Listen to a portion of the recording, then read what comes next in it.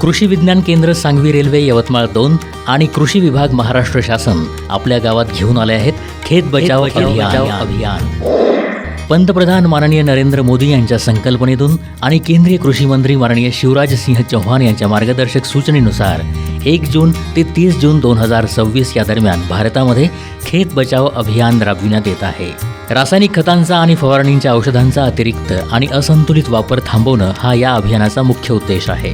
यासोबतच या अभियानांतर्गत आपल्या गावात आलेले कृषी तज्ज्ञ आपल्याला हवामानावर आधारित शेती, जमिनीचं आरोग्य, नैसर्गिक शेती, हवामान अंदाज, माती परीक्षणाच्या अहवालानुसार संतुलित आणि योग्य प्रमाणात खत वापर, हिरवळीची खतं, सेंद्रिय खतं आणि इतर जैविक उत्पादनांचा वापर वाढवणं, एकात्मिक पोषण द्रव्य, जलसंधारण इत्यादींविषयी मार्गदर्शन करणार आहेत। यासोबतच किसान क्रेडिट कार्ड आणि PM किसान या योजनेतून सुटलेल्या लाभार्थ्यांना लाभ मिळवण्याबाबत मार्गदर्शन करण्यात येणार आहे।